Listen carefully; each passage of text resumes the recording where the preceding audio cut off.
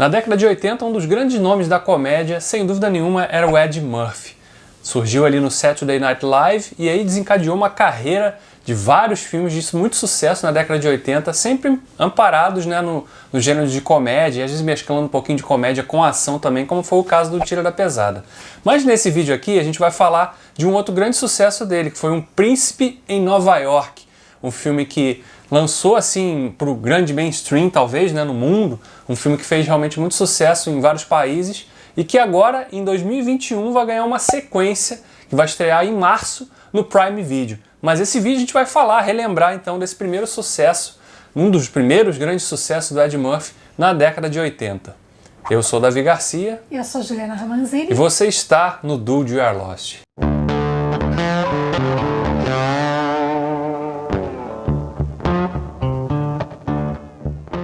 Bom, e como a gente sempre faz aqui, à medida que a gente for conversando aqui, falando sobre o filme, eu vou mostrar, né, um pouquinho mais em detalhes essa edição aqui que foi lançada também em 2020, comemorativa, aí como uma espécie de aniversário do filme e até já para funcionar como chamariz para a sequência dele. Agora a gente vai mostrar um pouquinho mais em detalhes como é essa edição aqui em Steelbook do filme, à medida que a gente for conversando aqui. Mas vamos falar do filme, né? Que revendo agora, depois de tanto tempo, eu lembro de ter visto esse filme algumas vezes, assim, na sessão da tarde, obviamente, que passava direto, né? Esses filmes do Ed Murphy e de outros comediantes também da época, né? E é curiosa a sensação de revisitar um filme depois de tanto tempo.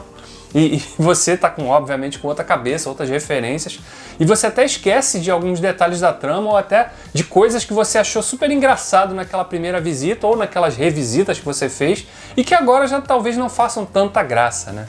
Eu até comentei com o Davi enquanto a gente estava assistindo, eu falei, Davi, a primeira vez que eu assisti esse filme quando eu era criança, né, eu nem reparei que era o Ed Murphy e o Arsenio Hall fazendo os outros personagens, que não tinha essa né, capacidade.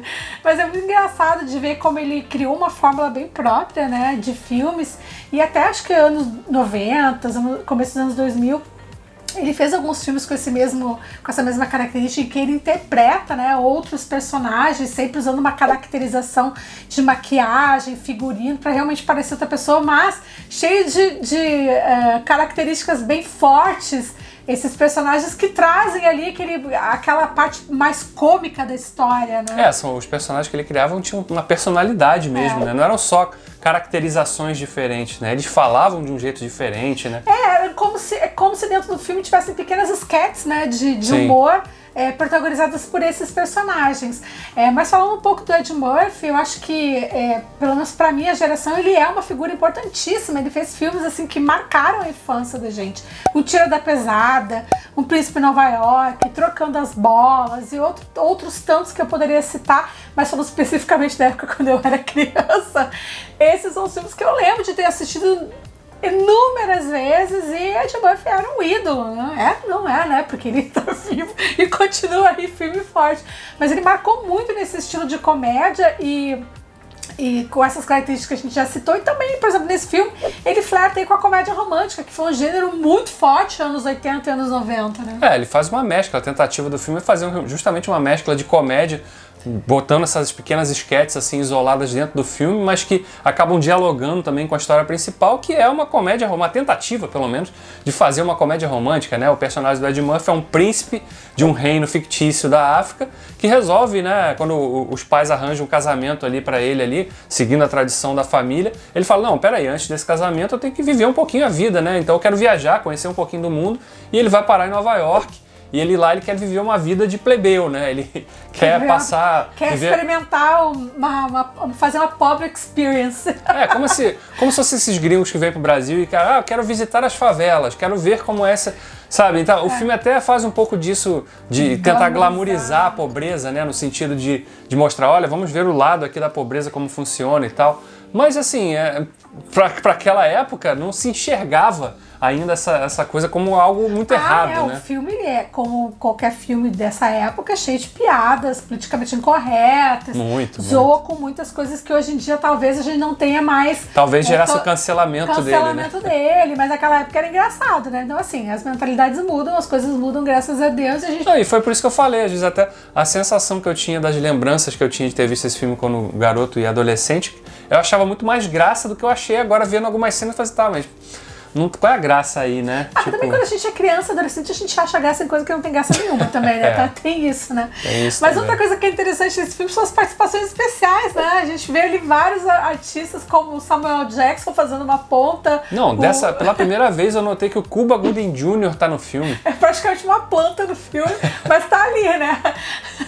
Mas assim, é engraçado porque como são filmes que a gente assistiu várias vezes, né? A gente tava assistindo e falei, Davi, agora vai entrar o personagem de Samuel Jackson, vai acontecer a cena tal. Eu falei, caraca, quantas vezes eu assisti esse filme? Porque você sabe que a minha memória é uma porcaria, né? Então, assim, é impressionante como marcou mesmo a minha infância. Eu acho que talvez esse filme foi importante. Eu acho que Um Tiro da Pesada foi mais marcante pra mim. Mas eu gosto muito desse filme, porque ele realmente tem essa característica que era da comédia romântica, que era um gênero que eu, criança, adolescente, curtia muito. E engraçado que naquela época, por exemplo, você vê um filme como Curtindo a Vida Doidado, sempre tinha um romance no meio, sempre tinha uma pegada mais, né? Eu acho que essas comédias dessa época tinha essa pegada de mesclar o humor com... Claro que tinha aquelas comédia, tipo Locademia de Polícia, Aperte o Cinto. Mais pastelão, mais né? pastelão. Mas é engraçado que é difícil de achar filmes desse tipo hoje em dia, né? Que façam essa... Mesmo as tentativas que o Ed Murphy fez, mais recentes, de emular esse tipo de filme, não foram tão exitosas, né? Tanto que a carreira do Ed Murphy meio que deu uma estacionada, né? Nos anos 2000, principalmente ali. Ele fez algumas tentativas muito frustradas, realmente, de replicar esse humor lá de trás e que já não funcionava mais, né? Então, tem que rolar uma reciclagem ali. É uma expectativa, inclusive, que a gente traz para a sequência desse filme, que chega aí 31 anos depois, né, do original, estreando direto no streaming aqui, por conta muito também da pandemia, né, que impede um lançamento grande nos cinemas. Vamos ver o que tem de novidade nessa sequência, né? Mas realmente foi uma experiência interessante revisitar esse clássico aqui dos anos 80, nessa edição nova que foi lançada em 2020, né? E vocês estão vendo aí, como eu falei, à medida que a gente conversa, vendo algumas imagens dessa edição, que tá muito bonita realmente, um steelbook legal que eles lançaram comemorativo aí para esse filme, e que, né, vale a pena ter na coleção se você é muito fã do Ed Murphy, tem esse senso de nostalgia para essas comédias dos anos 80. Esse aqui, sem dúvida nenhuma, é um dos grandes clássicos do gênero. Eu sou fã fervorosa dos filmes dessa época. Eu acho que tem muita coisa boa e divertida, tem aquela memória afetiva, tem filmes... Aquela coisa, o filme Sessão da Tarde que marcou a nossa geração, né?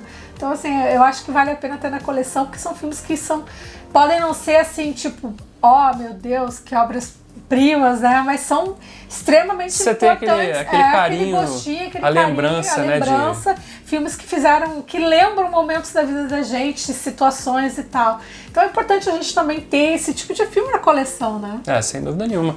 E você, gosta de Um Príncipe em Nova York? Se já assistiu esse filme, deve ter assistido, né? Se tá vendo esse vídeo aqui, com certeza já assistiu Um Príncipe em Nova York. Conta aqui pra gente suas lembranças de ver esses filmes de comédia dos anos 80. E o que você acha de uma edição como essa aqui, em steelbook, realmente muito caprichada, muito bonita. Se vale realmente a pena ter na coleção ou não, você abre mão, tá satisfeito com o streaming e é isso aí. Então é isso, pessoal. A gente se vê então no próximo vídeo. Não esqueça de se inscrever aqui no nosso canal se você não for inscrito. Compartilhe esse vídeo se você gostou do conteúdo, né? E deixa seu like aqui para prestigiar o nosso trabalho. É isso aí, a gente se vê nos próximos vídeos. Até a próxima. Tchau.